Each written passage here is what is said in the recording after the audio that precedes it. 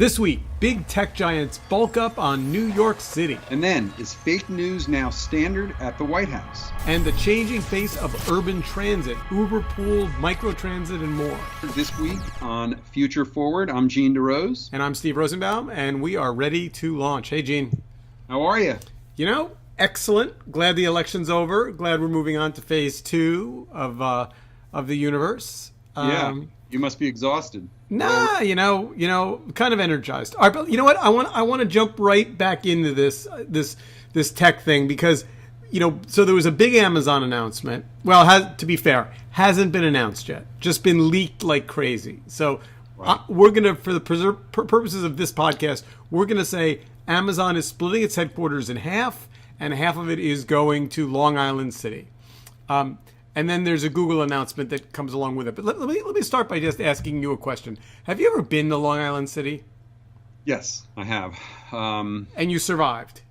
I survived. I played CYO basketball there about 40 years ago and probably have been there 3 times ever since. So, I have to say, I wouldn't have, if I were a betting man, I would have not bet on the Amazon Long Island City move. Now, it seems a little, well, look, for those of us that have lived near or in New York City for decades, things have really changed a lot the last 15 years. It's an oversimplification to say, things have moved to Brooklyn and gentrified and, Manhattan has got a different environment. But places like Long Island City and the, quote unquote outer boroughs, there's just things are in a lot of flux. And so this is not as crazy as it would have seemed 10 years ago. So I would have bet on Newark or, I don't even know what, Austin. I guess I was imagining that what Bezos wanted was a version of what Disney got when it moved to Florida. It wanted essentially somebody a place that was so desperately in need of a great big economic infusion that they would simply hand over the keys. Yeah, I think that one of the key mistaken thoughts is that, to over index doing this for a city or doing it in anything other than a, selfish for Amazon's reasons. And I can't say I hugely blame them, but I also think there's a little bit of a wrinkle where the second place that's going to be Northern Virginia, most likely, to be a suburb of DC, which is not necessarily has a, it's not part of a state. It has I can't imagine that it would have ended up in the tri-state area without it being in New York, right? There's too many mixed competitive issues there. And so I do think that's part of it. And I think, look, there's a second piece to this. Unless it was going to become a customer service center or something where they were trying to generate thousands of low-cost tech workers, this is, this is for upper middle type staffers. This is for marketing, media, creatives, industry people, financial. And so, you got to go to a media center. So I wondered about that. Are they going to carve it up? Are they going to say that, retail is going to go to Virginia and media is going to come to New York? Or is that how is there actually going to be different pods of units in the different areas? Well, I can't say precisely because I don't know, but what I believe 95% is true is that for something like the general core commerce and Amazon, online shopping business, that's spread out and has all sorts of that's going to have a presence everywhere. And of course, certain parts of it might, exist in certain places. But then, Google has many acquisitions, many vertical initiatives. I think the kinds of things that are more media trendy or creative,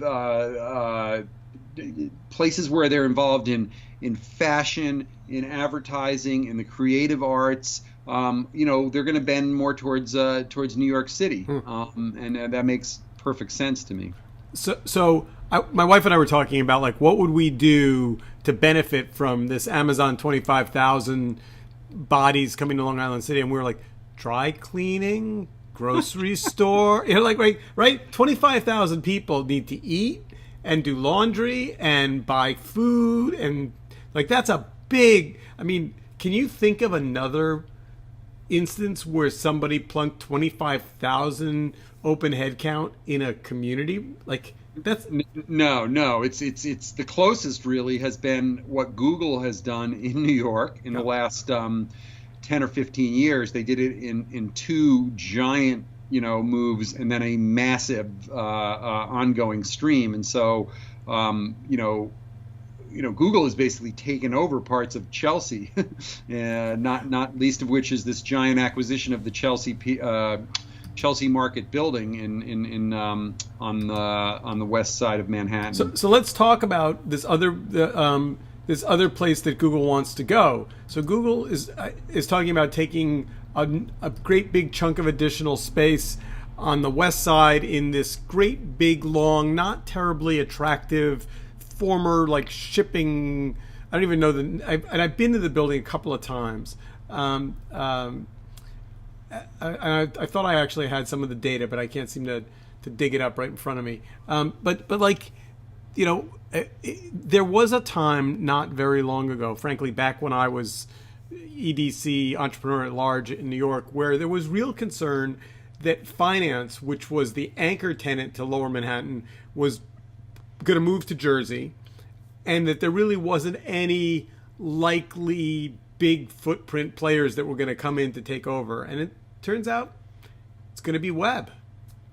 Yeah, I think that, right. And I think a few things, happen to make that part of it is the maturing of the web and both the growth of companies here and the addition of big corporations, even ones that were in New York City that felt like they needed to start to inject themselves with some downtown mojo for the kinds of staff they needed. And then, the very kind of real estate and demographic shifts that pushed so many people into Brooklyn that are the kind of people that you want to hire, things suddenly, change. And from a Manhattan real estate point of view, if you don't live in Manhattan or haven't forever, this all sounds a little, Greek to you. But the far west side areas that used to be populated by the so-called rail yards, the far west parts of Chelsea and up into the Westies, as they call it, those are the only places where there's significant space left.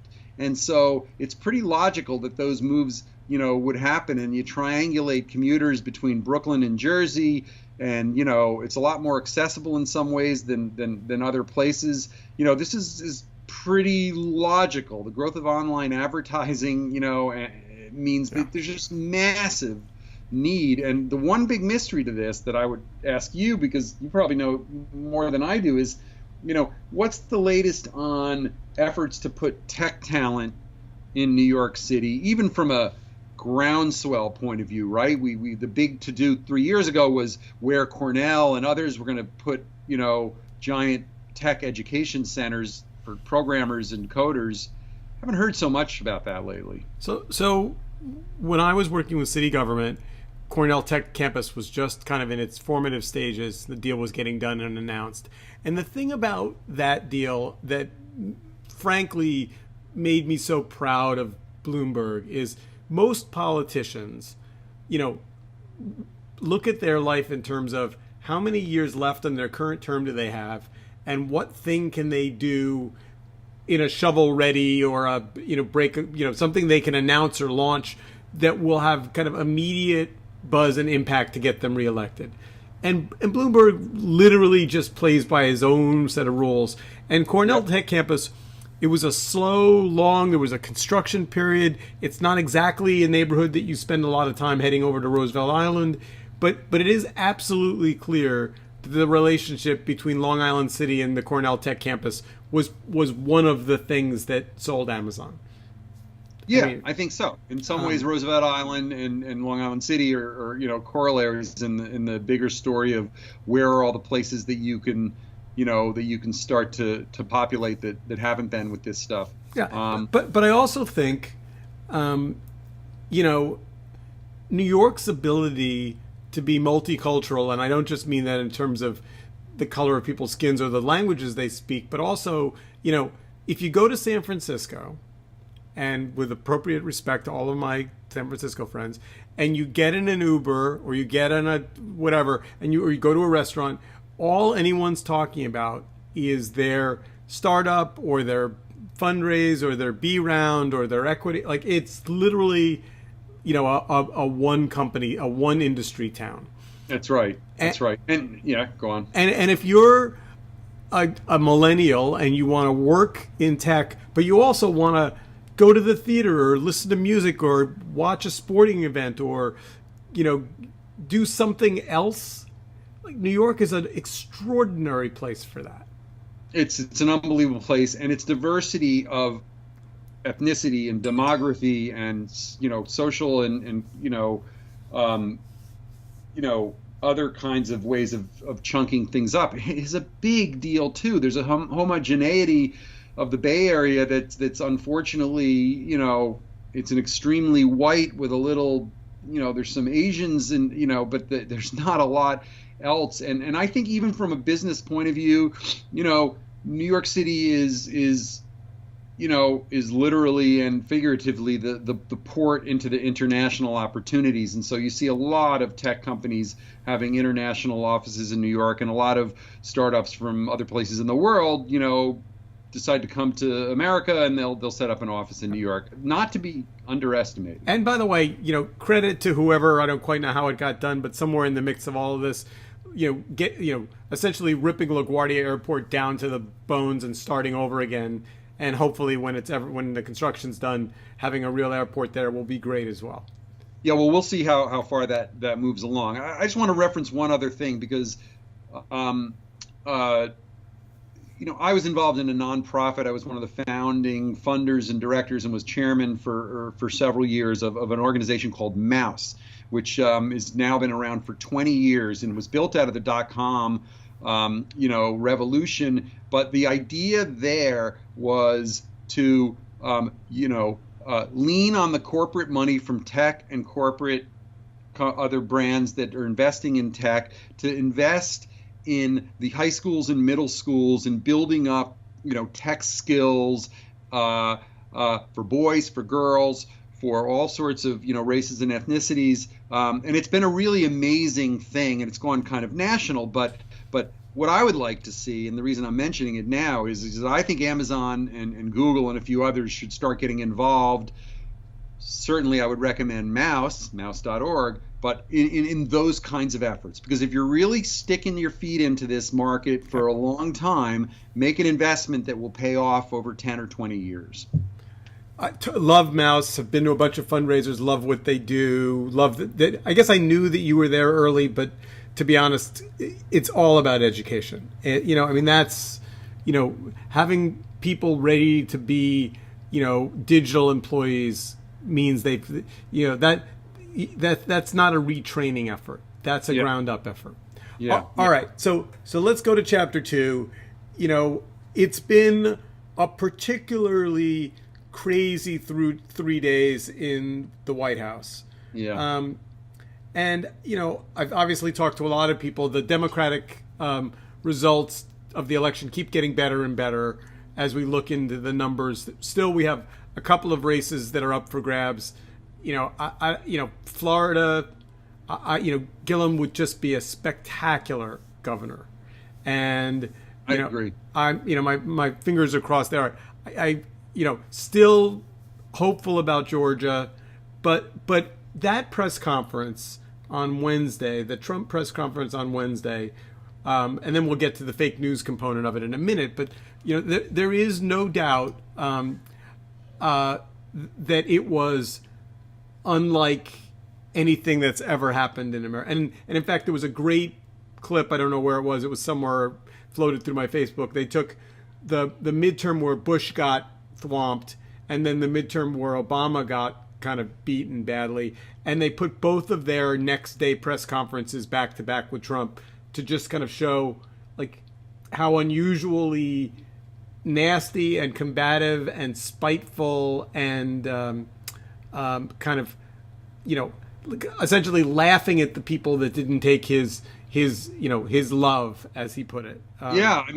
Unhinged, rude, and you know, I mean, terribly inappropriate. Yeah.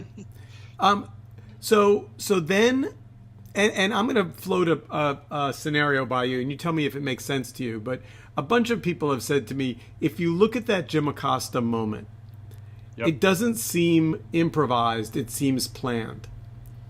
And the buzz that I heard from a couple of people is that's a Roger Stone move.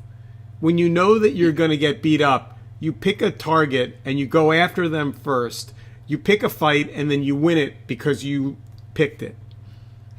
Yeah, I mean, and it also meshes with the kinds of threat-laced language about kind of outrageous moves that Trump might make to censure the press, kick people out of this, send troops to that place. And so, it's clearly something that has maybe started out as emotionally in his back pocket, but started to become something that, if the White House management was smart, they would start trying to, workshop the possible inevitability of it actually being brought out. So whether it was planned for that moment or a moment like that, we know he's had those kind of little kerfuffles, and so that was going to happen.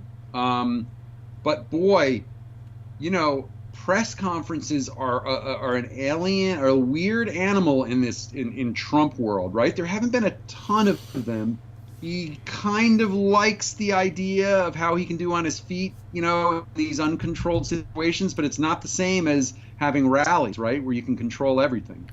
So then there's this moment where the intern tries to take the mic away from Acosta. Acosta holds on to it. Acosta gets his press credentials taken, and the rumor is it's because he accosted this young woman. And that was the White House cover story was, we're taking his press credentials away because he laid hands on her. And the video that they used to prove this came from InfoWars. This is now an organization that's been banned on Twitter, Facebook, PayPal, a bunch of other. And the video is demonstrably and absolutely false. Yeah, and in some ways, in a slightly subtle way, a couple little parts are sped up and accentuated so that it makes the grazing of two arms, which is all that innocuously really happened, seem like there was a little more, tension and aggression in it. But and then Trump, of course, also kept saying, you guys don't all see this, speaking to the public, but you're very rude to people, and all this other stuff. So It kind of adds up. But the fakeness and the fakery, I don't know. What do you make of it? So I'll give you three other bullet points, and then I'll tell you what my analysis is. There's these terrible fires going on in California, and Trump's reaction was, I'm going to take away your money because you're not managing fire prevention well. Then there's the Matt Whitaker acting AG Sessions fiasco, where congressional scholars, Republicans are saying, essentially, he's not, he can't have the job. It's a violation of the Constitution to skip over the head of DOJ and give it to someone else. Right. Then on top of that, he flies to Paris, but doesn't leave his room because it's raining out.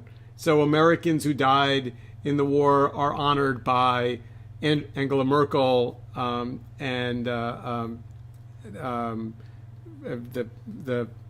Marcon. Yeah. So it's like this is 3 days. This is not a week. This is which I have a sense of, and I mean, does it seem like the crazy is amped up? Well, I think there's a few things. One is in this day and age, and I think the internet, the cycle of the internet and the vast tentacles, i.e. transparency, means that, you can't get away with some of these little things or they get magnified. And I'm not trying to don't give him any credit, but I think that's part of what makes every big deal a bigger deal. I also think, yeah, it's just, there's no question that in the wake of this election, whether the data shows that he should be proud of it or not, just like firing Sessions the day after the election, he's feeling a little suddenly emboldened, and that means all sorts of kind of crazy things can happen, which kind of invites even more crazy things, because I think behind that there's a little desperation, because with Congress now, the House now going into the hands of the Democrats, there are a lot of things that are going to start happening that weren't necessarily going to happen before. So yeah. Look, I definitely want to talk a little bit more about this, and I want to also get your point of view and come back to kind of the fake news and the notion of fakery around media and things like that, because they're kind of two different things that are happening together in this week. I think that he's got a particular problem. Two things. He's only got one playbook. If you look at him going back through his, not just his election playbook, but going back to his real estate playbook, and all, his playbook is pick an enemy, go after them, call them names, and then settle for something, but always get a better deal. And so, he's his old saw, the lock her up chant has now, starts to seem a little silly. The build the wall chant starts to sound a little silly. So he doesn't really have anyone that's a fresh enemy. And so the press is like the stand-in for all of his violent anger. But the fake news thing, I think at some level, anything he can do to muddy the waters, sure, we made up a video, we put it out there, but everything's made up. It gives him an excuse to create lack of trust in the mainstream media, which is clearly gonna be his downfall. I mean, and I think as are many things in the internet, I kind of think equal and opposite things are going on here, which is, yes, without a doubt, and of course liberals and media savvy types, can confidently and cynically about Trump say he's just not going to get away with this stuff. The walls are kind of closing in. We don't know what might happen with the Mueller stuff. But look, fully as a separate point, what we know through his use of Twitter and then other kinds of things that have happened, that false or not, he uses his twitty pulpit over and over again enough, the unpersuaded and the inattentive start thinking that's actually a truth out there, or a plausible one, or false equivalencies happen. And those that are in his choir take that stuff and run with it. And one of the things that I thought was fascinating this week was, the Sanders mistake, theoretically, of going with that jacked up video started to spawn dozens and then hundreds of variations in meme form, which I'm not sure if you've seen or not, but have been going all over the place. By the way, some of them are so brilliant. Oh my God, they remind me of South Park, or they're using all sorts of things that are. And so one of the things I say all that, and that demonizes appropriately the cynicism of Trump and his acolytes and the people that are just looking for reasons to,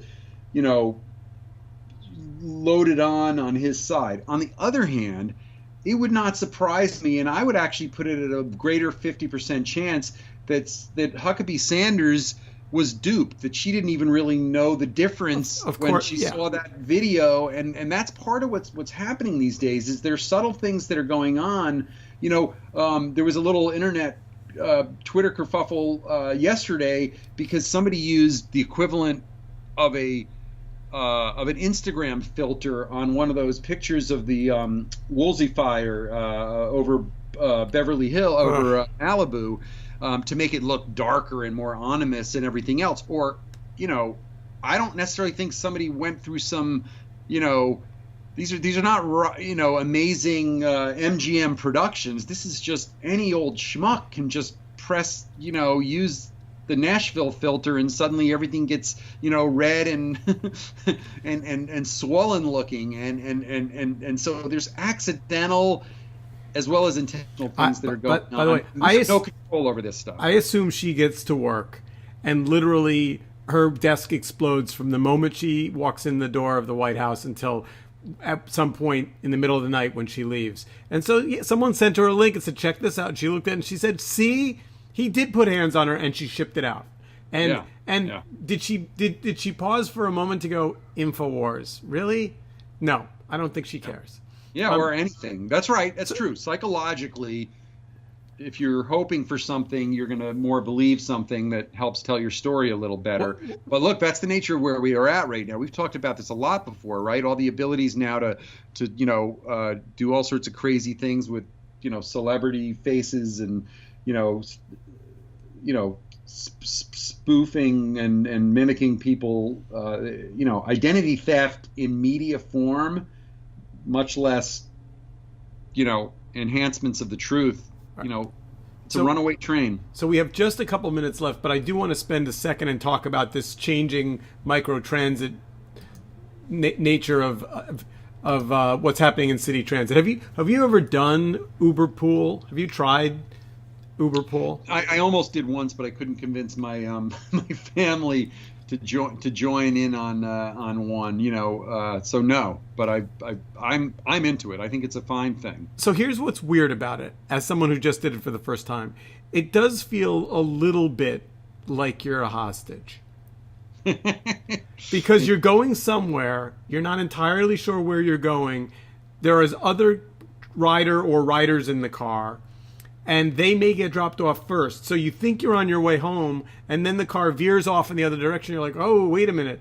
And then you're like, wait, I'm going the wrong way. And then you're cutting around the corner, and then someone jumps out, and then you're like, oh, okay. And it's like, and worth pointing out that before the combination of mobile phones and compute and GPS and all these things that are relatively new, like the driver has very little to say about where they're going. Right. They're making no choice. They're making no traffic choices. They're making no, hey, I know a quicker way to get there. They're literally being told by the algorithm, drive here, drive here, drive here. It's a little like the human is the tool of the computer, which is a little weird.